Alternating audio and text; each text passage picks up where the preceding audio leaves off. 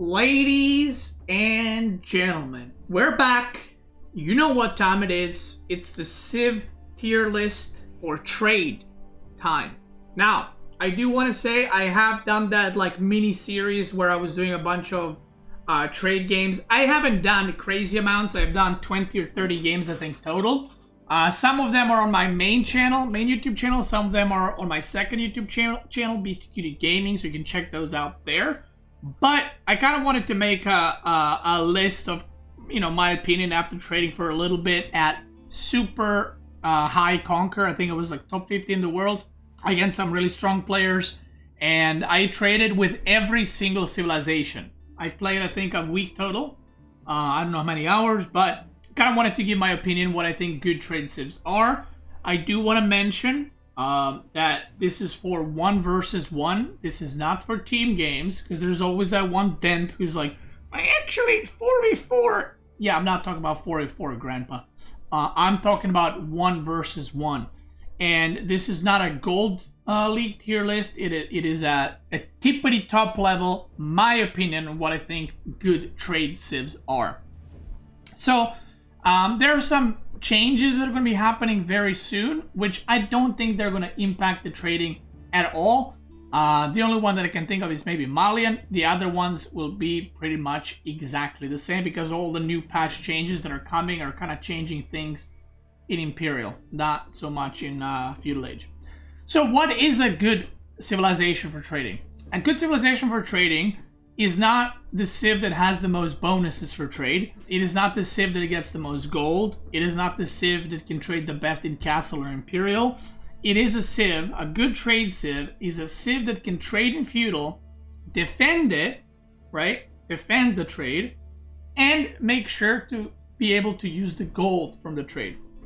So those two things are the most important because let's say a civ has a lot of bonuses for trade. That's pointless if you can't spend the gold. Or it's pointless if the trading is better later. We're talking about trading pretty much immediately, right? So we're talking about aging up to feudal and then starting the trade immediately. So instead of going like 2 TC, you go market and then you trade immediately for that. Boom. So let's get started. The best civ by far for trading, I don't think this is a surprise to anyone, is Mongol. I mean, this is what I thought would be right before I started, and this is what it is. And the reason for that is for the same things I've mentioned earlier. Mongol can not only defend the trade, so you do like a tower rush into trade, so you put some pressure on the opponent, and you're trading in the background, right? So then you kind of have like tempo there gained straight from the get-go. But also you have cavalry that has increased movement speed around towers. And if you go deer stones, you also have Mangudai, and all your towers give bonus movement speed to infantry as well, which makes it very easy to defend the trade. Now, you don't have walls, but the way you want to defend the trade is through aggression and just through being fast, moving around the map, and so on and so forth. And second, you can actually spend gold. So you can spend gold on either Keshiks, on upgrades, or Mangudai. So you have 2 options to spend gold in Feudal Age, which is, I think, maybe together with Malians, the only civ that can spend gold on 2 different units in Feudal Age. So that's very, might be wrong, but I think that's the only 2. So that's very, very, very big and very, very good. And Mongol has been a trade civ for a very long time. I feel like both of their landmarks, Deer Stones and the Silver Tree, are kind of like pretty good for trading. Whereas some of the other civs, even though you can trade with them, the landmarks don't really give you anything to help you trade. Yeah. Next one we'll be talking about is going to be, I'm going to go ahead and go with English. And I'm going to explain why. So English I found to be really bad. And the reason for that is a lot of the civs, if you have like a great economy, you can actually produce traders while producing units. English has probably the worst economy out of any civ for this. And the reason for this is next. If you want to make walls or you want to make markets, you don't have any bonuses for gathering wood or gathering gold. You don't have any units that are super cheap and viable early on. Like, if you get the trade going and then you can make men-at-arms and knights, that's great. But we're talking early feudal. And the problem actually comes in food, not so much in trading or units. Because with English, the way you play English in general, you kind of need to farm early. That's your eco bonus. But if you farm early, that means that you're going to need a lot of wood. If you have a lot of villagers on wood and you're producing traders and you're going farms, that means you cannot produce units at the same time. And because you can't do that, there's a very high chance that the opponent will just push and kill you. One of the biggest strengths of English in feudal in general is longbow, and you cannot afford to make longbows at all. Because, A, you need wood for walls, you need wood for towers to get the attack speed upgrade, that's your bonus. You need wood for traders, and then you need wood for farms. So you actually don't have any wood. Your best chance is making like spearman man-at-arm together with king and trying to win that way. But when I played English, it was always like kind of awkward because it's like I just don't have enough resources for what I want to do. And even when you transition to later stages like Castle or Imperial, I feel like I had less units than if I just went to TC and I was just, you know, booming that way. Because while trading is cool and you get a lot of gold, I think the startup for English is very, very rough. Next civilization, we're gonna be talking, and also you can make men-at-arms with gold, but they're only 20 gold, so they're not very good. The next civilization we'll be talking about is going to be let's do French. French is A tier. Very, very good. I'm just gonna put both actually here. French and JD recently received buffs actually for trading, and they are a lot better now, to the point where I think one of the games that I've played with French was against Wham, which is a top player, and he played China and I played French in this series, and I managed to win that game on a map that's not very good for trading. It was Himayama.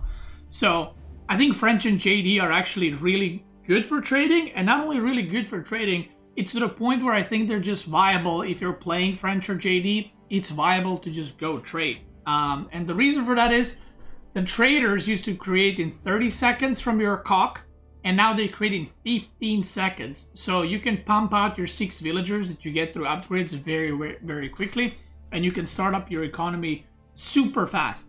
And your army is knights in feudal age, and you'll make knights with gold. So it synergizes very, very well.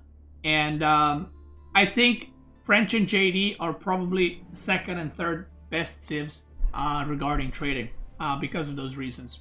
Next civilization we'll be talking about is going to be Japanese. I'm gonna probably have to put it in I'm trying to think, but I think I'm gonna have to put it in D tier. And the reason for that is actually not the economy, not the trading, not the unit spending, but Japanese feudal in general. And the reason for that is Japanese in feudal is not good, okay? Like, that's the weakness of Japanese as a civilization. So if you're now, like, Japanese struggles to just do a simple fast castle rush without dying in one-on-ones at the high level. But if you want to try to trade and you gotta make units to defend, you're gonna have a very, very rough time. There's a question in chat, even with Castle of Crows, we're not talking about 50 minutes into the game, we're talking about feudal age. If you're, just for the record, if you're trading with any of these civs and you have trade and you're Imperial, it's all good. It's all very good because you're getting a lot of gold. So that's not the point. Like, if you manage to trade and you're Imperial, you're in a good spot. It's how you, or how possible it is to get there is what the problem is. So yeah, I think Japanese, just the weakness of it comes from you not being able to defend the trade in feudal, even though you can make, actually they have multiple gold units, not just 2. They have the bannerman, then they have the samurai, and then they got Ona Bugattis. So even though that is the case, they don't have any bonuses for wood or for gold. So getting the traders up, getting the walls up, getting the barracks up, getting the food up to make all that, you're gonna have a pretty rough time. Next one we'll be talking about is going to be Malian. Now I'm gonna put Malian here. This is a question mark, and I'll explain why. Malian is very soon getting a buff to trade. Not necessarily to trade, but to the landmark in the feudal age, which I don't even know what it's called. Saharan Trade Network, right? And what that landmark is going to do, instead of shooting arrows, is going to shoot javelin kind of throws that does bonus damage against ranged units. So it's going to do more damage, but when you go that landmark, you will also have a unique tower upgrade that upgrades your towers to shoot javelins, like a javelin thrower, and it only costs gold, which is very, very interesting. So you don't need to upgrade it with stone, you just upgrade it with gold, which makes it a lot easier to do. And Malian has a lot of synergy with trading, because you're going to also get food from trading. You're going to make Musafati warriors if you want to, which costs gold, javelin throwers, which cost gold. You can make cows. You have passive gold from pit mines. So Malian might even be A tier, but because the new patch hasn't arrived yet, and I haven't tried this, we're going to put it in B tier now, but it has a very, very good chance to be even higher than that. But we're going to put it right here for now on, and we'll see what the new patch brings.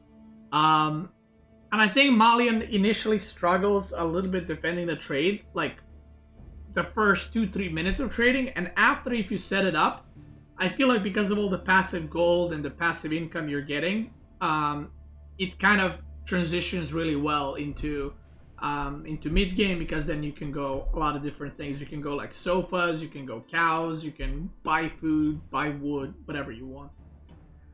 Next civilization we'll be talking about is going to be, let's do Roose. Roose is another D tier, and it's interesting because Roose also has knights and they have stronger walls, but the walls in AOE4 are only as strong as your army behind the walls defending the trade. Like, just because their walls have more HP, it doesn't really matter, because if you don't have the army to defend what's coming, then the walls didn't really do anything. You just delayed losing by a little bit, but that's about it. Now, they do have bonus wood gathering, and sometimes you can get like Kremlin in a good spot behind your base or something where you can enable the trade. But I think Roose Eco is just a bit too slow to be able to trade and defend at the same time. I might bump it to C tier, we'll see. But we're gonna keep it here. We're gonna keep it here for now. And obviously, if you manage to survive with Roose, you have Strelts and stuff, which is, you know, very, very good. But until then, actually, I'm gonna move Malian here. Let's just, oh, actually, no. We're gonna add another row. We're gonna add another row, B+.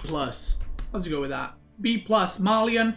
Then we're gonna put Ibid right here, and we're gonna put Abbasid right there. Now, Abbasid Eco is really, really good, and one of the strong things about Abbasid is the fact that you get 3 traders the moment you age up. And that's pretty important because you get instant value and your traders are cheaper. So Abbasid traders cost 40. Now, Abbasid used to be very good at trading. I don't even know if it's a B+. It might be just a straight up B now. Because, and a lot of people are not aware of this, but Abbasid, when you go trade wing, it no longer gives you the second resource, okay?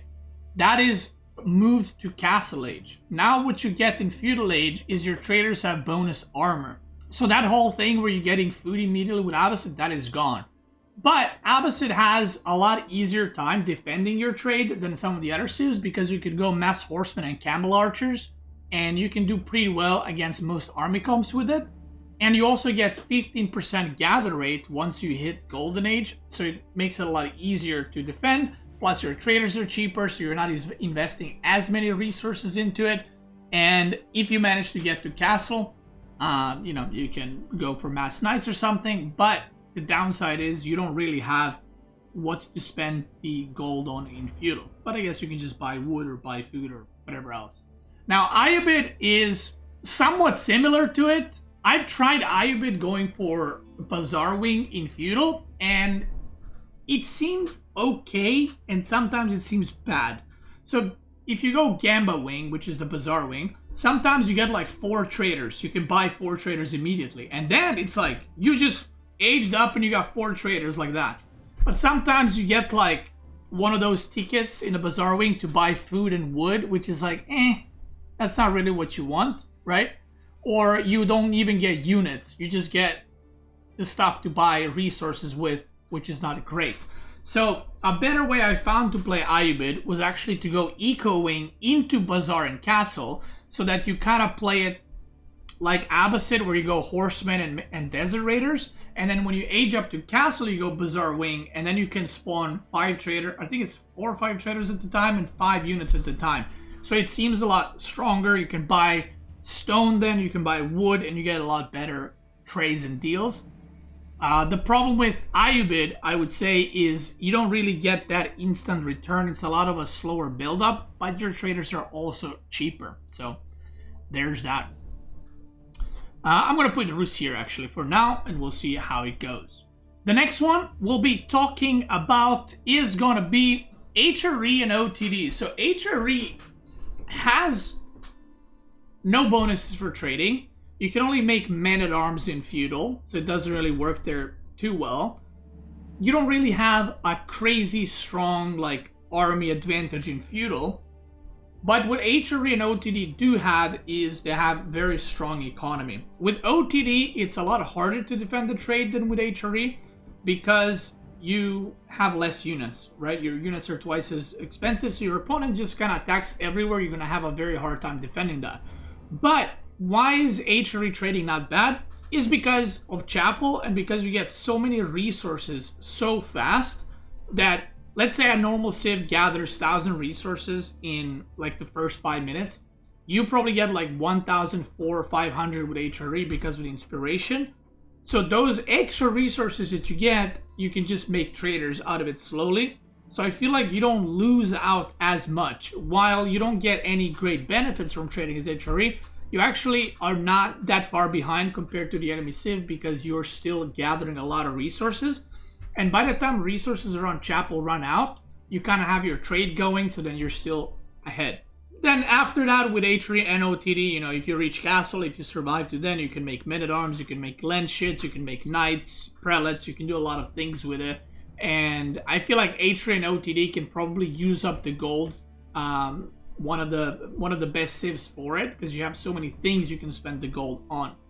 And this way you also don't need to go for Cathedral. If you don't need gold, you know, you can just go Burger or something and kind of go with that. Next civilization is going to be, I'm going to put Byzantine right here. Byzantine is a weird one. I feel like it's good and it's bad at the same time. I had mixed feelings about this. It might be a B tier, to be honest. It might be a B tier. The reason for that is, if you get the trade going and it's uninterrupted, you actually get a lot more mercenaries from trading, because trading gives you oil too.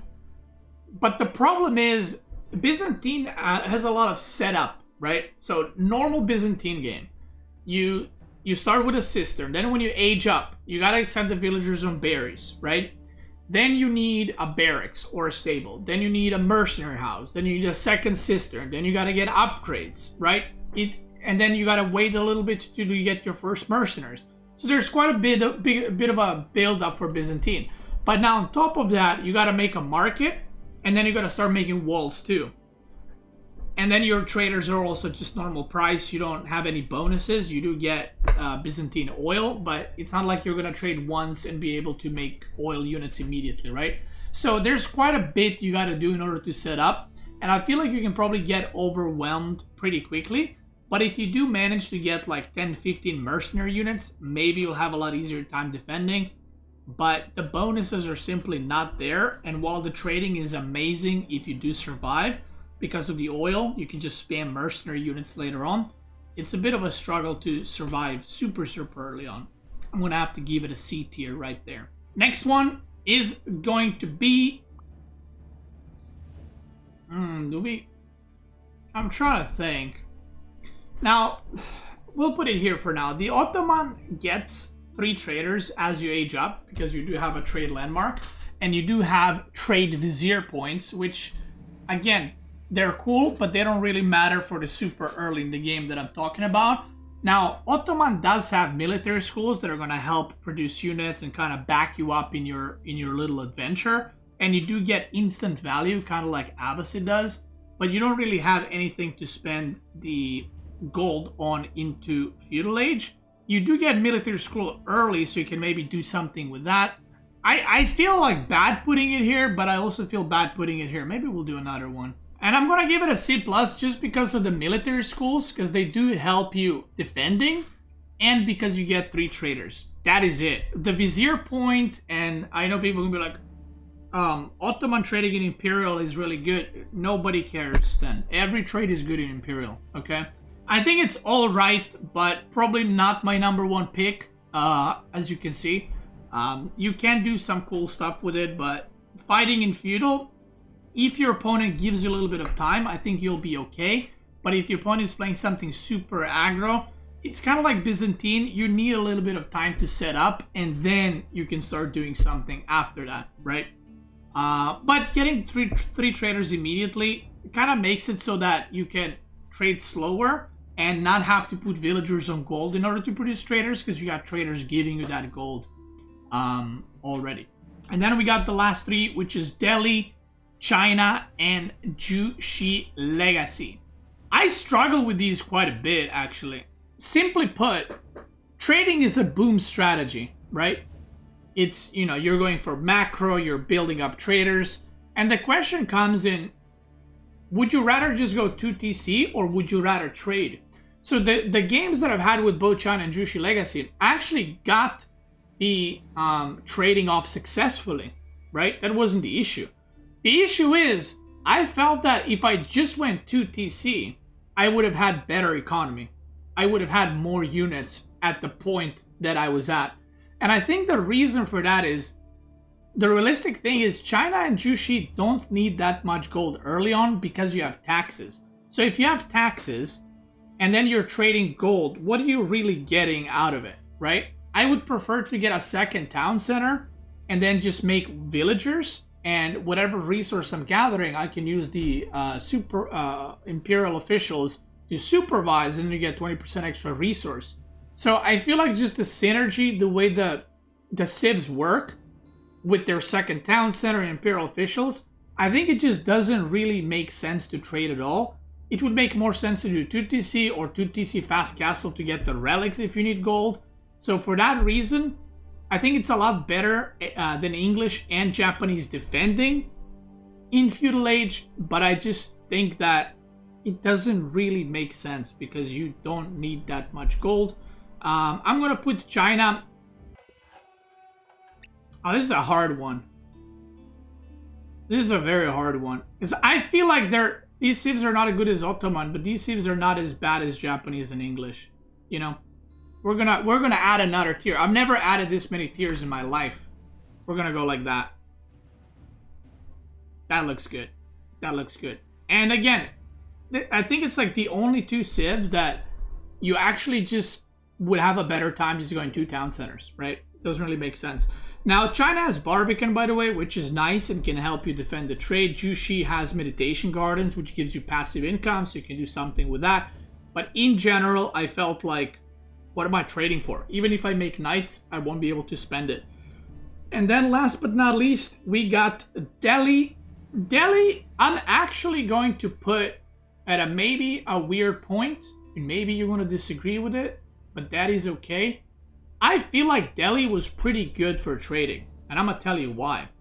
Deli is like it's probably the weirdest civs of them all, and for trading. And the reason for that is you can't make fighting units with gold. You can make scholars. What happens with Deli is you have probably the best time making units out of any civ because all your upgrades are free. So where other civ would use resource for an upgrade, with Deli, you make traders for that. So in a weird way, because your upgrades are free, with Deli, you get the possibility of making 6, 7, 8 free traders because you're not using resources on upgrades, and then you can use resources on traders. Now the downside is you can only make scholars with it, which you can already get from capturing sacred sites. But the upside of it is trading with Deli doesn't really slow down your military production as much as it does on any other civ. Not to mention, if you want to make walls, you can make it with your units, so that's pretty good. And if you do end up aging up, to castle, then you can basically spam elephant production because they're very expensive on gold, because you have all the traders in the world. So that was kind of my experience with it. Another thing with Deli is you can go pro scouts as well because it's free. So you don't even need to go on the map that much. You can just kind of defend with whatever you're doing back at home. You have safe wood, you have safe gold, and the only thing you have to worry about is your trade. And you also have Ghazi Raiders, which are one of the best horsemen out there, so you can spam a crap ton of them. So there it is. I almost made like 16 different, sections, but I think this works out to what I think the trading is. Now, again, I want to re-emphasize this because there's always a dent out there. All of these civs are insane at trading in Imperial. Doesn't matter what civ you are, you get gold for free. They're moving around and you're giving you gold. That's great. I'm talking about the ability to trade in feudal age and survive it and continue the game from then on. Like, how good is it? And like, would I choose to trade with English or would I rather do TTC? I would rather do TTC. You know what I mean? Same with these two. I would rather just do TTC. So that's how you should be looking at it. If you're watching this on YouTube, I want to thank you so much for watching. I hope you enjoyed this one. I'm going to be doing another tier list for just civilizations for one-on-one, not for trading, sometime in October, probably after the new patch hits, maybe a little bit later than that. We'll see. Until then, thank you so much for watching. Check me out on Twitch or Pro Live right now. Twitch gamers, let's keep going.